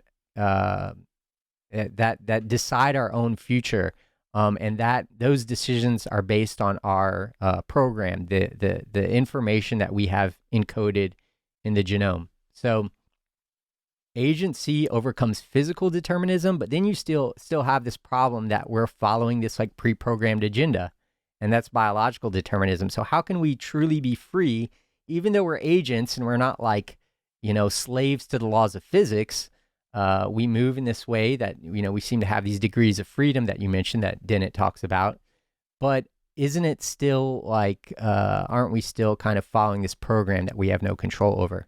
So what the prefrontal cortex allows is a new level of self-regulation and self-reflection where we can actually override our instincts and our reflexive behavior. So this has very like practical implications. So let's say somebody says something that we don't like and we act instinctively. So if someone angers us, our amygdala gets activated and we maybe lash out to like hit that person. What the prefrontal cortex allows is it's a slower process, but it allows us to override that instinctive behavior with the rational mind. And by overriding this instinctual behavior, we do overcome biological determinism. We are truly free to act and make decisions because we aren't constrained by our programming, but that would only apply to people with healthy functioning prefrontal cortex. Yes, of course, right. If you have a tumor or you're addicted or whatever. But okay, let me just clarify something. That would be, say, going forward. Let's say in the example you just gave, yesterday you lost your temper, you said something you now regret. And then tomorrow, when a similar situation comes up, you think, well, okay, this time I'm going to exert some self-control. I'm going to count to 10 before I speak. And so the universe is not predetermined in that sense going forward. But could you have done otherwise yesterday when you did lose your temper? Wasn't that determined? You could not have done otherwise? So I think it's like a cognitive muscle that gets built up through becoming aware that you have this new higher self-regulation ability. Practicing mindfulness, meditation, things like that can strengthen those networks in the prefrontal cortex. So let me give a couple examples from like pathological situations that might shed some light on this. People who are addicted to drugs, they have this repetitive behavior, and you can see them doing things that aren't good for their long-term future or health. And they seem to be stuck in this repetitive behavior, stuck in something like someone could call a behavioral attractor. And because drug abuse inhibits these parts of the brain that are responsible for cognitive control or executive functioning, they don't have that ability to override those urges. People with schizophrenia, some of them report feeling like they're having these episodes where they're being moved by forces beyond their control. And if you look at the neuroimaging literature, you see that they have inhibited prefrontal cortex and cognitive control. So it seems like when that part of the brain breaks down, that higher level agency breaks down, and you are kind of this machine that is kind of being propelled by its programming. Cotard syndrome is an interesting syndrome where people are delusional. They think they're dead. And you see in the neuroimaging literature, dysfunctional prefrontal cortex in that as well. And I think they feel that they're dead because I think that they don't feel like they have any causal power in the world anymore. So I think we do have free will, but it is only exercised when we're doing these very specific things where we're deliberating, where we're reflecting on ourselves, and we can update our model of the world to change our behavior. And we can lose that ability when we have, dysfunctional prefrontal cortex. But I do think it is free will in the only coherent sense of the word, because, as you said, the future is not determined in this strict sense that was once thought. So reality is being created by us in real time, and there are these counterfactuals. There are these different possibilities, and we select the future that we want to, that is consistent with our long-term goals when we have healthy, functioning cognitive control. Okay, I agree with you, of course, but the determinist would then probably push back and say something like it's tumors and disorders and diseases all the way down, even for us normal people that don't have those, because you just don't know what they are. So the example I always use from Adrian Rain's book, The Anatomy of Violence, in which he talks about Mr. Oft, OFT, orbital frontal cortex tumor guy, who became a pedophile, right? And was convicted, or almost convicted anyway. Then they discovered a brain tumor. And you think, oh, he's not a pedophile. He's just got a tumor. He's a medical patient. That's too bad. And then it comes back because they took the tumor out, and the tumor grows back again, and they take it out again, and so on. But then he has another chapter on this guy, Dante Page, an African-American man who was convicted for rape and murder in Colorado, and he's on death. He's about to get his sentence, death penalty or life in prison. So this guy, Adrian Rains, testifies for the defense on his behalf. And he spends pages and pages writing about this poor guy's background. It's just horrible, raised in this single mom who was drug addicted and involved in gangs and drug trade, and he dropped on his head half a dozen times, and it just goes on and on. You end up feeling bad for this guy by the end of this analysis.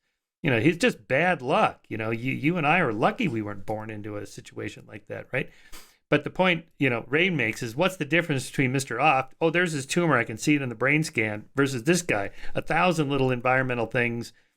But it's not like he's different than you and I. You and I just had a different pathway in life. He was determined. We feel bad for him. You're determined. We just don't know what they are. That's the kind of rebuttal you get to your argument. Yeah, well, I think those things are true, but I think that actually the argument that I'm making would better explain those, and this is why. So if you say there's no free will, no agency, everything's determined, then there's no culpability, but there should also be like no rewards for people. If we have no control over anything, then and you want to apply that to the justice system and say like no one should get in trouble for anything or be held accountable, then we should take away like Michael Jordan's MVP award. We should take away like Nobel Prizes, because none of us had any, free will over that. But if you believe that free will is associated with this higher level of regulation called cognitive control, then it's very specific. It says, okay, this has applications for the justice system. When people have a healthy functioning prefrontal cortex, they are in control, and they should be punished in ways that create deterrence. I think deterrence are really important. But if there's this case where there's this tumor that is causing differences in brain function, then you might want to be able to make some sort of argument that that the person didn't have any freedom because they had this tumor impinged on their brain. I still think they should be held accountable, but that there should be maybe two different types of punishments for these people. That people who have healthy functioning cognitive control and they completely know what they're doing should be held accountable. Maybe you have something like prison, but with these people who have these tumors or whatever, it may make more sense to not have them in prison, but to have them in some sort of mental institution. But I think the idea that free will is something that we can have and that we can lose creates a clearer picture of kind of how we're supposed to handle these situations, rather than saying no one has free will, because then you just want to let everybody off for everything. It just doesn't really make any sense. Like I said, rewards wouldn't make any sense. So I think we need to understand it as something that has a neurological and cognitive basis. And I think it's really important because, I've written free will articles adapted from the content in the book for Psychology Today, and some of those did really well and got shared by some kind of big names on Twitter, and there was like a lot of debate over that. I've learned that a lot of scientists and regular people who write me say they were in this sort of existential nightmare due to determinism, thinking that they had no agency, and like really distressed them. And I experienced that as well. And I think these people like Sam Harris, like, we don't have free will, 100%, like, just not true. First of all, they need to look at the modern neuroscience. Giulio Tononi, integrated information theory guy, and Christoph Koch, they have come out with a new paper recently, just showing this, formalized mechanistic understanding of agency and how the brain does it. And I think it's very bad that people are out there telling people that they don't have any sort of freedom to choose their own futures, because it is causing mental distress, and that this needs to get corrected as soon as possible. I had someone who wrote me a letter in Twitter saying like they had to unfollow me because although, they found my free will articles to be kind of the best on this discussion, that it's still thinking about this topic bothered them so much that they just couldn't be around it. And so I was like, wow. They just unfollowed you on Twitter. That's funny. Not over abortion or immigration or no, they were like, I just don't want to think about the free will problem. And Adam Safran, a friend who's a neuroscientist who talks about these things, he mentioned that too in a recent interview, just talking about how he had this like kind of existential nightmare. So it's not just regular people, it's like scientists, people who have been sold this determinism idea, and that's the truth. Like, I think we'll find that it's way more common than we realize. But you're not arguing that we want to pretend we have free will because it makes people feel better. We actually do have free will. That's your argument. And the idea that, well, if you reran the tape, well, Gould's metaphor is never quite right, because if it was a read-only memory tape, it would be exactly the way it was, because that's what the metaphor means. But it's not like that, right? You can't, this what happened yesterday will never be replicated tomorrow. Exactly. It can't be, right? So, and the fact that you can be aware of the conditions and learn from what you did yesterday and say, well, I'm going to do something different tomorrow. You do have that capacity. In fact, I should add, Adrian Raines was one of the people who pioneered taking these small brain scans to prisons and actually scanned the brains of these serial killers and rapists and so on, all men. And they had, no self-control. Their prefrontal cortex was basically just shut down. They just had these urges bubbling up and no way to control it. So they fight all the time in prison. And if you let them out, it would be a disaster because they can't control it. And probably in most of these cases, I mean, Adrian thinks, maybe centuries from now we'll have enough neuroscience to be able to really help these people gain control, maybe. But some of them are so far out of control, it's just, you just don't let them out.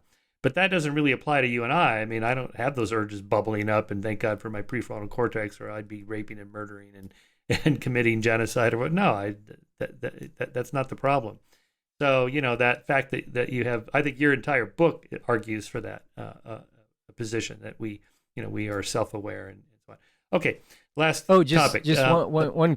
Oh, yeah, go ahead. Sorry, I just want to quickly add one thing. So, this freedom that I'm talking about, it is like intimately connected to consciousness.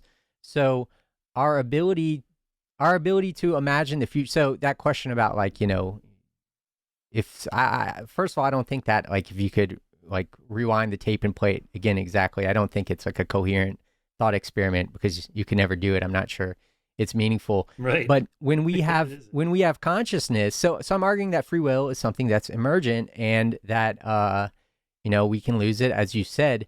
But this ability to imagine futures in our mind, that's something that lower animals don't have. Our ability to project into the future, to plan, which is also associated with the prefrontal cortex. So if I have a job interview and like I'm offered a job in California and I live in DC, I'm going to come home and contemplate that decision. I'm going to imagine myself. Maybe I did an interview in that building in California and I met like who would be my boss. So I would go home and I would imagine like situations where I'm interacting with my boss, where I'm like driving around town. And it's in that act where I'm imagining these different futures that all of those futures are possible options. And I'm selecting the future that is consistent with my long-term goals after I've considered them all.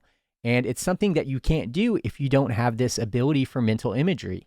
You have like consciousness is actually something that allows you to create these simulations of future possibilities. And then we can imagine futures that, don't exist and bring those things into being. We can imagine, that's what, when someone comes up with an idea for a new business or a new movie, that's what we're doing. So I believe that, we are truly creating the future, and that there are these counterfactuals, these other possibilities that are all equally real. Yeah. Well, contemplate this for that thought experiment. 10% state income tax in California, 10% sales tax. Don't come. Yeah. I guess it's an easy Maybe choice if you think about that. Yeah. Everybody here seems to be going to Austin, Texas for some reason. Could have something to do with that. Yeah, no, I know. I was just in Texas when I did the Joe Rogan right. show like a month ago, Right. and everybody was like an entrepreneur. Everybody was like relocated from LA. Joe himself moved there, and it seemed very LA-ish. I don't think it was that way like 10 or 20 years ago. Yeah, probably not. Yeah. That's funny. And $10. I heard it was $10. I'm not going anywhere. Somewhere in California, it was $10 a gallon for gas. I heard. No, I don't think a couple months ago. I saw 7. I think was the highest anyway. Okay, so the purpose of a sun is to convert hydrogen into helium. It doesn't have any choice in the matter, right? The convergence of these the purpose of these single cells is to find a gradient of energy. They need to carve out a little niche of order in the chaos of entropy and so on. So move up the ladder. The purpose of organisms survive and reproduce, get their genes, the next generation, so on. What's the purpose of human life? So I think the purpose of life in general, when you say human life, I would say, the purpose of intelligent life, just to make it a little broader. Okay. Yeah. Is to evade this tendency towards equilibrium and disorder. So any conceivable sentient system has this as a challenge that nature poses to it. It must find energy and avoid threats to stay in existence. So I believe that this need to evade equilibrium creates an intrinsic purpose for all conscious systems. And that as a civilization becomes more intelligent, it will become more aware of the existential challenges it faces, like getting off the planet before the star dies. It creates something like a game clock. And then, humans will start looking for ways to get off the planet. Maybe they don't even realize that that's like the ultimate goal. Maybe there's like other reasons, like sustainability issues that, make us want to leave the planet earlier. But that, and I call this Popper's principle in the book, problems create progress. So we're constantly being challenged by nature. That's giving us these existential challenges that we must solve in order to persist. So I believe that the purpose of life is to continue the existence of life, to see that all these great things, like creativity and novelty, that and experience, that these things persist in the world. And I think the universe is intrinsically meaningful because it inevitably produces life and consciousness. And you can look at that as the universe reflecting on itself. So when life and consciousness emerge, prior to life, you had this fully inanimate universe that's just this dead, inert matter. And now some of the matter has found configurations that support experience, and those systems are modeling the external world. So it's as if the universe is waking up by encoding its own structure. Interesting. But okay, so does the universe itself have a purpose, or is that a meaningless question? So I think that when you talk about intelligent life having this purpose, we are the self-organizing cosmos. We are systems that are created of atoms that have come together to form molecules, to form cells, and to form multicellular organisms, and that this process continues at higher levels such that you have a global brain.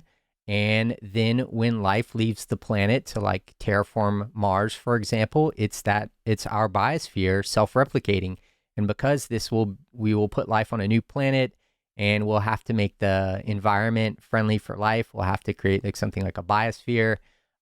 It's replication with variation. And that when life spreads, that these networks of life will be connected informationally, and that the universe is literally waking up. It's not awake in this panpsychic sense. It doesn't start awake, but through this self-organizing process, intelligence spreads, and maybe you get the emergence of some sort of cosmic mind, some sort of cosmic attractor, because evolution in this view is this series of evolutionary transitions that are creating these more complex attractors. And people like Paul Davies have speculated about this idea of a cosmic mind. And other people like David Deutsch and Stu Kaufman has, challenged like the heat death narrative and said, maybe life can persist forever. Maybe the free energy supply doesn't run out. Maybe dark energy can supply energy for life to maintain itself, evade equilibrium. So yeah, even though there's nothing mystical in this story, if you look at the whole story, it is very mystical and magical, and I don't think those words need to mean anything supernatural. What's more mystical than a natural self-organizing cosmos? So yeah, that's kind of my perspective on everything. Well, that's a perfect place to end it, because that is the romance of reality. I love the title and the cover, and it's very Sagan-esque in kind of capturing almost a spiritual element to science without the supernatural. So congratulations on the book, and I don't know how you're going to top this, because it's about life, the universe, and everything. That pretty much covers everything. So you'll have to write specific books about each little problem. That's the plan. Yeah, that's my plan. Exactly.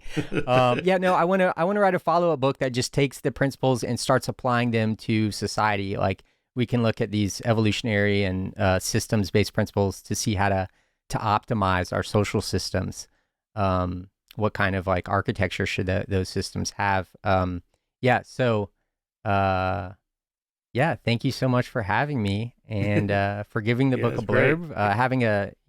I'm sure you didn't know who I was before I emailed you, so it was really nice that you took the time to read a book from. I didn't, but I do now. No, I love your work. It's really a well-written book too. To me, that makes a difference. I like, good writing makes a difference. People wonder, why is Dawkins so famous? Well, one reason is he's a great writer, and that makes a difference, right? It's part of it. So he's the best. Yeah. All right, Bobby. And you are an amazing writer as well. Yeah, I should.